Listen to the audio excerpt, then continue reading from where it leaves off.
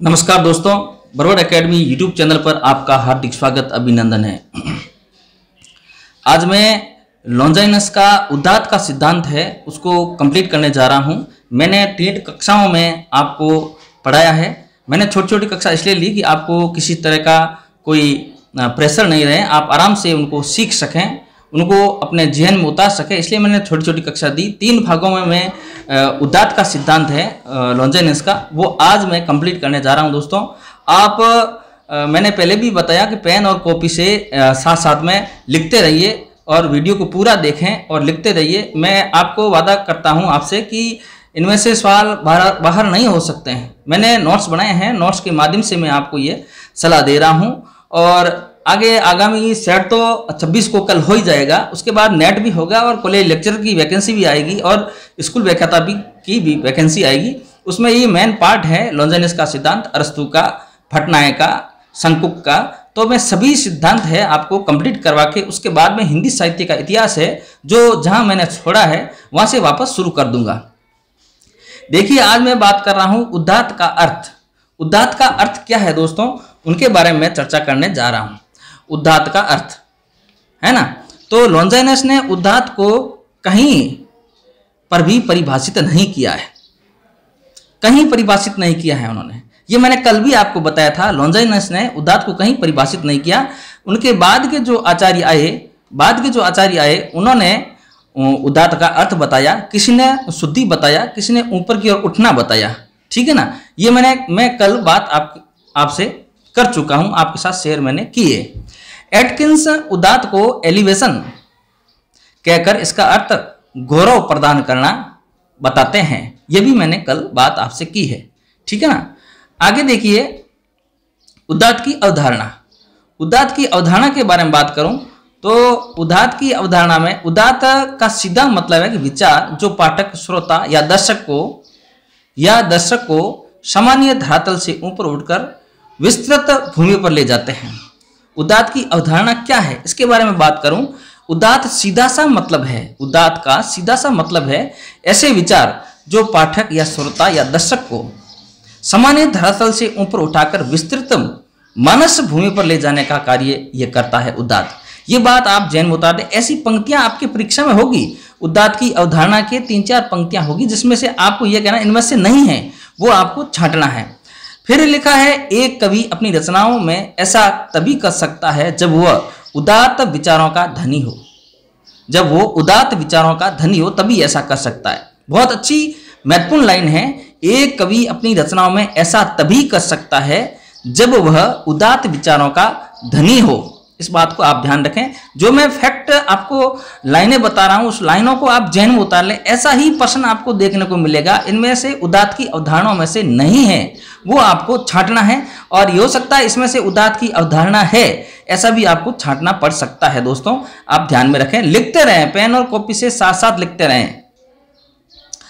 आगे मैं बात करूं दोस्तों उदात्त की अवधारणाओं में, देखिए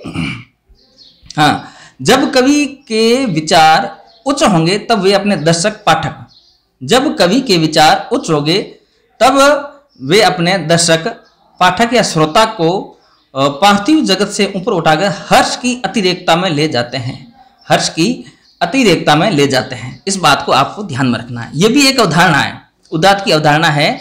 जब कवि के विचार उच्च होंगे, ऊंचे होंगे, कवि के विचार ऊंचे होंगे तब वे दर्शक, पाठक व श्रोता को पार्थिव जगत से ऊपर उठाकर हर्ष की अतिरेक तक में ले जाते हैं। इस बात को आप ध्यान में रखें। यह उदात्त की अवधारणा में तीसरी अवधारणा। अब देखिए चौथी अवधारणा में आपको बताऊं। चौथी अवधारणा देखिए, लॉन्जाइनस कवि में यह गुण उनकी प्रतिभा और कलात्मक संयोजन से उत्पन्न मानते हैं।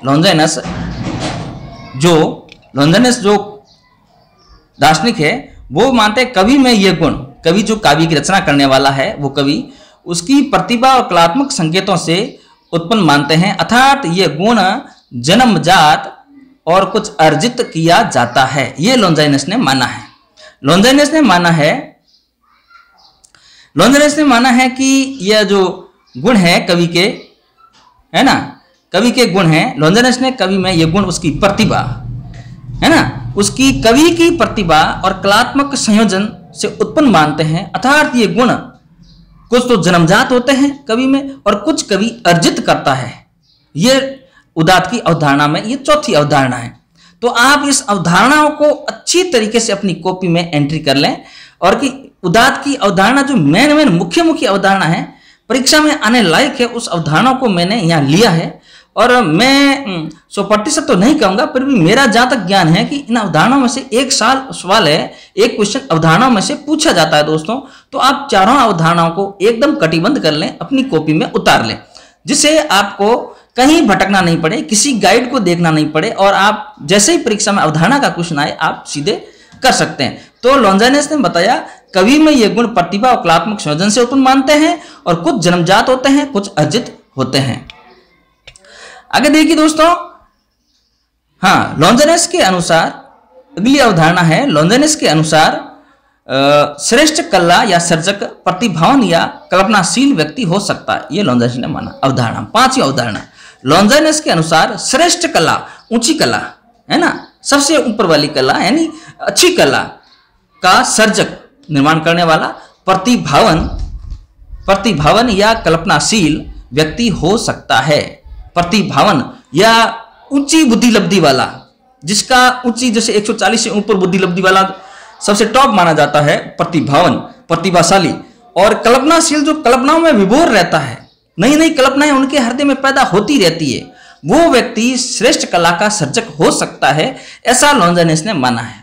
वो व्यक्ति श्रेष्ठ कला का सर्जक हो सकता है। मैं आपको वापस और एक बार रिपीट करके बता दूं, लॉन्जाइनस के अनुसार श्रेष्ठ कला का सर्जक कौन हो सकता है? वो व्यक्ति हो सकता है जिसकी बुद्धि लब्धि तेज है, प्रतिभावन है, प्रतिभाशाली है, प्रखर बुद्धि वाला है ना, और उनके हृदय में कल्पना के कई भाव पैदा होते रहते हैं। वो व्यक्ति श्रेष्ठ कला का सर्जक बन सकता है, ऐसा लॉन्जाइनस मानते हैं। अगली अवधारणा है, लॉन्जाइनस के अनुसार कवि न तो दार्शनिक होता है, न नीतिज्ञ और न ही नैतिकवादी होता है। इस बात को भी आप ध्यान रखें, कवि कभी भी दार्शनिक नहीं होता, न नीतिज्ञ होता, ये भी ध्यान रखें, और न नैतिकवादी होता। इस बात को भी आप ध्यान में दोस्तों अच्छी तरीके से रखें। अगली जो अवधारणा है आपके सामने, कवि कल्पना व अभिव्यक्ति के कौशल में ऐसे संसार का निर्माण करता है जो पाठक को अद्भुत दुनिया में पहुंचा देता है। कवि में वो शक्ति है, जहां नहीं पहुंचता रवि वहां पहुंचता कवि, है ना। ये जो उक्ति है यहाँ चर्चात हो रही है, कवि कल्पना और अभिव्यक्ति के कौशल से ऐसे संसार का निर्माण करता है जो पाठक को अद्भुत दुनिया में पहुंचा देता है। जो पाठक है, जो पढ़ने वाला, कविता पढ़ने वाला है ना, कविता सुनने वाला, उनको उस दुनिया में पहुंचा देता है कवि, है ना। कवि जैसा चाहता है वैसा कवि करके दिखा सकता है। तो कवि वही हो सकता है जिसमें प्रतिभावन हो, प्रखर बुद्धि वाला हो और उनके हृदय में कल्पना के ऊंचे ऊंचे भाव हो, वो कवि बन सकता है। और कवि, है ना, कवि कल्पना व अभिव्यक्ति कौशल से ऐसे संसार का निर्माण कर सकता है, जो पाठक को अद्भुत दुनिया में पहुंचा सकता है। इस बात को आप ध्यान रखें, ये उदात्त की अवधारणा है, ठीक है ना। आगे मैं बात करूं दोस्तों, हाँ, अगली अवधारणा आप सुनिए उदात्त की। कवि में भाषण की ऐसी सम्मोहन कला होती है जो श्रोता या पाठक अपने विचारों से सहमत करने में बाध्य कर देते हैं। कवि में ऐसी सम्मोहन कला होती है, सम्मोहन की कला मतलब अपनी ओर आकर्षित करने की कला होती है। कवि में ऐसी अपनी ओर आकर्षित करने की कला होती है ना, अपनी भाषण में, अपने काव्य शास्त्र में, काव्य में, जो श्रोता पाठक, है ना, जो सुनने वाला और पढ़ने वाला अपने विचारों से सहमत करने को बाध्य कर देती है ना। तो कवि में ये गुण होते हैं, ये ऐसा लॉन्जाइनस मानते हैं उदात्त की अवधारणा में। आगे उन्होंने बताया है, कवि सर्जन में प्रतिभा यानी निजता से संबंध को ज्यादा महत्व देते हैं। कवि हमेशा यानी अपनी प्रतिभा, जिसमें निजता से संबंध, अपनों से संबंध को ज्यादा महत्व देते। कोई भी कवि होता, जैसे सूर्यकांत त्रिपाठी निराला कवि है, उन्होंने अपनी बेटी के लिए जो शोक गीत लिखा है, जो दुनिया में प्रसिद्ध है, पंत का है, आप किसी भी कवि का मान लो, है ना, किसी भी कवि का मान लो। कवि जो भी कविता लिखता है या तो प्रकृति से संबंधित होता है, जो अपने हित में, अपने निज के लिए, या अपने परिवार से खुश होता है या परिवार से दुखी हो जाता है। जैसे हरवंश राय बच्चन ने मधु कलश, मधुशाला, मधुबाला ये लिखा है ना, तो निजता से संबंध रखते हैं। ये अवधारणा का उदाहरण है, उदात्त की अवधारणा का उदाहरण।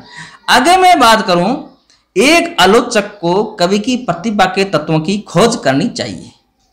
यह भी बहुत अच्छी लाइन है। एक आलोचक को, एक साहित्य इतिहासकार को, है ना, कवि की प्रतिभा के तत्वों की खोज करनी चाहिए।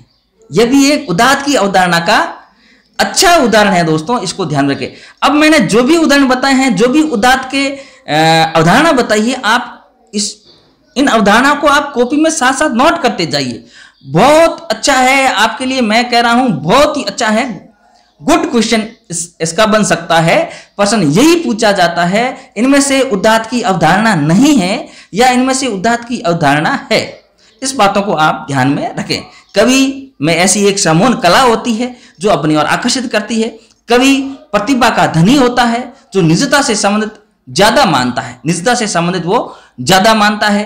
एक आलोचक को कवि के प्रतिभा के तत्वों की खोज करनी चाहिए दोस्तों, जिससे पता चल सके कवि किस स्तर का है ना, इस किस स्तर का कवि है, इस बात का भी पता चल सके। ठीक है, आगे देखिए दोस्तों, उदात्त के पक्ष, उदात्त के कौन कौन से पक्ष है उसके बारे में चर्चा मैं करूं तो देखिए, लॉन्जाइनस ने उदात्त के 3 पक्ष स्वीकार किए हैं। कितने पक्ष? 3 पक्ष। उनके द्वारा दिए गए उदात्त के 5 स्रोत भी आ जाते हैं। 3 पक्ष, पहले अंतरंग तत्व, दूसरा बहिरंग तत्व, तीसरा विरोधी तत्व। 3 तत्व, 3 पक्ष लॉन्जाइनस ने स्वीकार किए उदात्त के क्षेत्र में। अंतरंग तत्व अंदर का है, कवि हृदय में क्या हो रहा है, बहिरंग तत्व बाहर का वातावरण, और विरोधी तत्व, इन तीनों को लॉन्जाइनस ने 3 पक्ष उदात्त के स्वीकार किए। तीनों पक्षों को आप हमेशा ध्यान रखें। प्रश्न आया हुआ है और भी आ सकता है, ऐसा पूछा जा सकता है कि उदात्त के, लॉन्जाइनस के उदात्त के पक्ष में इनमें से नहीं है, कौन सा पक्ष नहीं है जिसमें आपके साथ अंतरंग तत्व भी होगा, बहिरंग तत्व भी होगा और विरोधी तत्व भी होगा, और एक दूसरा होगा जो आपको छांटना है। बहुत अच्छा प्रश्न बनेगा ये दोस्तों, बहुत ही अच्छा प्रश्न बनेगा, आप जहन में उतार लें और ध्यान रखें। आगे मैं बात करूं उदात्त के स्रोत, तो लॉन्जाइनस ने उदात्त के कौन कौन से स्रोत माने हैं। लॉन्जाइनस ने उदात्त के कौन से स्रोत माने हैं, देखिए। हाँ, एक तो महान विचार, महान विचार, दूसरा है प्रबल भावावेग, तीसरा है अलंकार व छंद, और भव्य शब्द शिल्प विधान रचना, और गरिमापूर्ण प्रस्तुति की रचना विधान। ये 5 स्रोत माने, 3 तो पक्ष माने हैं और 5 आपके स्रोत माने। पहला, कवि का महान विचार होना चाहिए। जो भी काव्य की रचना कर रहा है कवि, उनके विचार महान होने चाहिए, कंप्लीट। दूसरा, प्रबल भावावेग, उसके अंदर प्रबल भाव होने चाहिए, तरह तरह के भाव पैदा होना चाहिए, कवि हृदय में तरह तरह के भाव पैदा होना चाहिए, वो प्रबल भावावेग। तीसरा, आपके अलंकार व छंद, कवि जब काव्य की रचना करता है तो जहां अलंकार का प्रयोग करना चाहिए वहां अलंकार का प्रयोग करें, जहां छंद का प्रयोग करना है वह छंद का प्रयोग करें, ठीक है ना। तब क्या है, कविता के 4 चांद लग जाते हैं, काव्य के 4 चांद लग जाते हैं। अलंकार से काव्य मतलब अलंकृत हो जाता है और श्रोता या पाठक का मन मोह लेता है। अभी मैंने बताया था कि कवि में सहमोन की कला होती है, सहमोन की कला में अलंकार और छंदों का प्रयोग करना पड़ता है, जिससे पाठक या दर्शक कवि की ओर आकर्षित होते हैं और कवि की ओर खींचते हैं। इस बात को ध्यान रखना। अगला चौथा नंबर है भव्य शब्द व शिल्प विधान, पद रचना। कवि जब काव्य की रचना करता है, कविता की रचना करता है, तो भव्य शब्द होने चाहिए, अच्छे शब्द होने चाहिए। उनका शिल्प यानी कविता का निर्माण, छंद, अलंकार, जो भी मुहावरे वगैरह जहां आते हैं उनको सही तरीके से सेट करके पद रचना करनी चाहिए, ठीक है ना। अगला है 5 नंबर, गरिमापूर्ण प्रस्तुति रचना विधान, और प्रस्तुति को गरिमापूर्ण प्रस्तुत करना चाहिए, लय के साथ। लय का टूटना नहीं चाहिए। जैसे छंद का प्रयोग हो रहा है तो किस छंद में हुआ है, कौन सी राग है, राग भैरवी, राग टोड़ी, है ना, कौन सी राग का प्रयोग हो रहा है, ऐसी रागों का प्रयोग होना, गरिमापूर्ण प्रस्तुति होनी चाहिए, ऐसा लॉन्जाइनस मानते हैं उदात्त के स्रोतों में। तो 5 स्रोत हो गए दोस्तों, तीन आपके सामने पक्ष हो गए। 100% मैं आपको कह रहा हूं सवाल यहां से उठने वाला है, या तो उदात्त के पक्ष में से सवाल पूछ सकता है, या उदात्त के स्रोतों में से सवाल पूछ सकता है, या उदात्त के बोर्ड अवधारणाओं में से सवाल पूछ सकते हैं। दोस्तों मैं आपको 100% कहता हूं, क्योंकि सवाल हमेशा यहीं से उठते हैं। अगर बड़ा लेंथी क्वेश्चन दिया तो यहीं से सवाल उठेंगे। सबलाइम वगैरह ये जो पुस्तकें, पेरिप्सस वगैरह पुस्तक है, वो तो है ही, वो तो सवाल आ रहे हैं, कई बार पूछा गया। अगर इनमें से सवाल पूछा तो मैंने तीन आपको अभी बताए, इनमें से सवाल 100% उठ सकता है। आप आसानी से, आराम से, अच्छे दिल से, सही दिमाग से अपनी कॉपी में नोट करते रहिए और आपको बेनिफिट होगा, ये मेरा वादा है। आगे देखिए, हाँ, उदात्त के विरोधी तत्व कौन कौन से हैं? अब देखो, पक्ष भी हो गए, उदात्त के स्रोत भी हो गए, अब उदात्त के विरुद्ध तत्व। एक तो है शब्द आडंबर, शब्द का आडंबर। जब भी कवि काव्य की रचना करता है तो शब्दों का आडंबर नहीं होना चाहिए, बार बार शब्दों का प्रयोग नहीं होना चाहिए। शब्द एक बार या दो बार इस तरीके से आए कि पाठक या श्रोता का मन है मोह ले, है ना, पाठक या श्रोता का मन मोह ले, ऐसे शब्दों का प्रयोग होना चाहिए। बार बार शब्दों की आवृत्ति नहीं होनी चाहिए, यानी शब्द काव्य के अनुरूप होनी चाहिए, काव्य के अनुरूप होने चाहिए। बेकार के शब्द काव्य में प्रयोग नहीं करना चाहिए, है ना। तो शब्द आडंबर एक विरोधी तत्व है, ठीक है ना। दूसरा है भाव आडंबर। कवि के हृदय में भाव पैदा होता है। वैसे कवि हृदय भावशील होता है, कल्पनाशील होता है, तो कवि के हृदय में कई तरह के भाव पैदा होते हैं। तो उस भाव को ही उस काव्य में एडजस्टमेंट करें, है ना। जिस काव्य को हम लिख रहे हैं, किसी आधार को मानकर लिख रहे हैं, वैसे ही भाव उसमें सेट करें, ठीक है ना। तो ये हो गया भाव आडंबर। फिर हो गया बाल्यता। तीन तरह के उदात्त विरोधी तत्व है। अब बाल्यता वाला कई बार सवाल आ चुका है, उदात्त के विरोधी तत्व इनमें से है। तो बाल्यता फर्स्ट ग्रेड राजस्थान के अंदर आरपीसी ने व्याख्याता, स्कूल व्याख्याता में कई बार यह सवाल पूछा है। इनमें से विरोधी तत्व है, 4 ऑप्शन होंगे और उसमें बाल्यता होगा। अब शब्द आडंबर और भाव आडंबर आरपीसी ने अभी तक नहीं पूछा है, बाहर स्टेट में पूछा है, कॉलेज लेक्चर में तो पूछा है। तो आप ध्यान रखें कि एक बाल्यता ही विरोधी तत्व नहीं है, उसके साथ शब्द आडंबर भी है, भाव आडंबर भी है और बाल्यता भी है। इस बात को आप ध्यान रखें। अब देखिए, पक्ष हो गए 3, स्रोत हो गए 5, उदात्त तत्व के विरोधी तत्व हो गए 3। इन बात को आप दोस्तों ध्यान में रखें। आगे अगर मैं बात करूं तो देखिए, हाँ, अन्य विचार क्या है? अन्य विचारों की मैं बात करूं तो देखिए, लॉन्जाइनस भावबद्ध शास्त्रीयता स्वीकार नहीं करते। देखिए, लॉन्जाइनस भावबद्ध शास्त्रीयता स्वीकार नहीं करते, बल्कि वो प्रतिभा को प्रमुख मानते हैं। इस बात को आप जेन में उतार ले। लॉन्जाइनस भावबद्ध या शास्त्रीयता को स्वीकार नहीं करते हैं, वो बल्कि प्रतिभा, यानी कवि की प्रतिभा, श्रोता की प्रतिभा, पाठक की प्रतिभा को ही मानते हैं। इसलिए वो हर तरह के रूढ़िवादी बंधनों को तोड़कर स्वतः स्फूर्त ढंग से स्वयं को अभिव्यक्त करते हैं। हर तरह के रूढ़िवादी तत्व है, रूढ़िग्रस्त तत्व है जो सदियों से चले आ रहे हैं, उन बंधनों को तोड़कर स्फूर्त ढंग से स्वयं को व्यक्त करते हैं। मतलब कविता में स्वतंत्रता के पक्षधर है ना। जैसे सूर्यकांत त्रिपाठी निराला स्वतंत्रता के धनी है ना। तो कवि में स्वतंत्रता होनी चाहिए, रूढ़ियों को तोड़ना चाहिए, रूढ़िग्रस्त बंधनों को तोड़कर स्वतंत्र रूप से काव्य की रचना करनी चाहिए, ऐसा लॉन्जाइनस मानते हैं। स्वतंत्र रूप से काव्य की रचना करनी चाहिए। जब स्वतंत्र रूप से काव्य की रचना होती है तो पाठक को स्वतः ही सम्मोहन की कला से, है ना, अपनी ओर आकर्षित कवि कर लेता है। इस बात को आप ध्यान रखें, ये बात हमेशा ध्यान रखें। लॉन्जाइनस भावबद्ध शास्त्रीयता को स्वीकार नहीं करता है, वो केवल प्रतिभा को स्वीकार करता है। प्रतिभा को क्यों स्वीकार करता है? प्रतिभा यानी बुद्धि, उनको क्यों स्वीकार करता है? क्योंकि हर रूढ़िवादी बंधन उनको तोड़कर स्फूर्त ढंग से अपने को व्यक्त करते हैं। मतलब यह वह स्वतंत्रता कि वो पक्षधर है। तो कवि को स्वच्छंद होना चाहिए, स्वतंत्र रूप से काव्य की रचना करनी चाहिए, ऐसा लॉन्जाइनस मानते हैं। आगे देखिए, लॉन्जाइनस ने माना है, लॉन्जाइनस ये भी मानते हैं कि महान विचार को महान कल्पना के, महान विचारक को महान कल्पना के साथ महान शब्दावली युक्त शैली का प्रस्तुत करना चाहिए।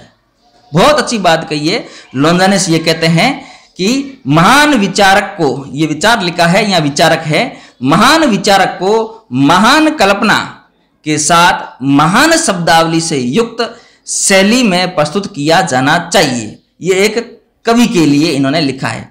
उदात्त के सिद्धांत के अनुसार लॉन्जाइनस मानते हैं एक महान कवि होता है, महान विचारक होता है, उनको महान कल्पनाओं के साथ और महान शब्दावली के साथ, ऐसी शैली के साथ काव्य को प्रस्तुत करना चाहिए, ऐसा अपने लॉन्जाइनस मानते हैं। दोस्तों, वेरी मोस्ट क्वेश्चन है, वेरी मोस्ट तथ्य है दोस्तों, जो आप कभी भी नहीं भूल पाओगे। अगर भूल भी जाते हो तो आप इनको जरूर अपनी कॉपी में ऐड करते जाइए, आपके लिए अच्छा रहेगा। आगे है, महान शब्दावली का मतलब भारी भरकम शब्द। महान शब्दावली का मतलब भारी भरकम शब्द बल्कि अर्थ को समझा सकने वाले शब्द होने चाहिए। भारी भरकम शब्द का मतलब है, महान शब्दावली का मतलब भारी भरकम शब्द बल्कि अर्थ को समझा सकने वाले सही शब्द होने चाहिए, है ना। ये शब्दावली, महान शब्दावली का जहां प्रयोग किया है, यहाँ पे देखिए, ये महान शब्दावली का लॉन्जाइनस ने इसलिए प्रयोग किया है कि जो भारी भरकम शब्द होते हैं, बल्कि भारी भरकम शब्द होने से कोई मतलब नहीं है। शब्द ऐसे होने चाहिए जिसका सही अर्थ निकल सके, जिसे श्रोता या पाठक उनको समझ सके। काव्य जब समझ में आएगा तब श्रोता या पाठक कवि से आकर्षित होंगे, ऐसी बात लॉन्जाइनस कहते हैं। आगे देखिए, आगे देखिए, लॉन्जाइनस केवल रूप विधान पर ही नहीं रुकते हैं। लॉन्जाइनस केवल रूप विधान पर ही नहीं रुकते बल्कि कविता को स्वच्छंदता की तरफ ले जाते हैं। रूप से वो ये नहीं कहते कि रूप अच्छा है, ठीक है, कविता का रूप अच्छा है, काव्य का रूप अच्छा है, रूप की तरफ नहीं लेके जाते। वो कहते हैं कविता स्वच्छंद होनी चाहिए, कवि में स्वच्छंदता के गुण होने चाहिए, निष्पक्ष रूप से, स्वतंत्र रूप से इस तरीके से काव्य की रचना करें जिसे पाठक या श्रोता उनसे प्रभावित हो सके, कवि की तरफ आकर्षित हो सके, है ना। ऐसा लॉन्जाइनस मानते हैं। मैं सूर्यकांत त्रिपाठी निराला का फैन हूं, उनके काव्य को मैं ज्यादा पढ़ता हूं, है ना। हरिवंश राय बच्चन के काव्य को मैं ज्यादा पढ़ता हूं, पंत के काव्य को मैं ज्यादा पढ़ता हूं, आधुनिक काव्य, और पहले के तो तुलसी है, सूर्य पढ़ाई है, पढ़ता हूं, परंतु मैं इनको ज्यादा पढ़ रहा हूं। इन्होंने जैसे सूर्यकांत त्रिपाठी निराला ने कितना सुख दुख देखकर काव्य की रचना की। सरोज स्मृति अपनी बेटी के लिए लिखा, एक बहुत बड़ा मतलब क्या कहते हैं, 100 गीत हैं, कई भाषाओं में ट्रांसलेट हो चुका है, लोग स्क्रिप्ट के रूप में पढ़ रहे हैं, तो मैं उनसे प्रभावित हूं। तो सूर्यकांत त्रिपाठी निराला स्वच्छंदता के धनी हैं, इस बात को आप ध्यान में रखें। आज दोस्तों इतना ही। कल मैं अगली कक्षा में वक्रोक्ति सिद्धांत लेके आऊंगा, शंकु का वक्रोक्ति सिद्धांत के बारे में चर्चा करूंगा। आज अपना लॉन्जाइनस का उदात्त का सिद्धांत है पूर्ण रूप से कंप्लीट हो गया है, और लॉन्जाइनस के सिद्धांत में से आपका एक भी सवाल मेरे हिसाब से गलत नहीं होना चाहिए। आप इस चैनल को अपने दोस्तों के साथ शेयर करें, उनको फॉरवर्ड करें, आपके दोस्त भी इस मेगा क्लास का लाभ उठा सके, निःशुल्क कक्षाओं का लाभ उठा सके। मैं हमेशा आपका अति आभारी रहूंगा। नमस्कार, धन्यवाद।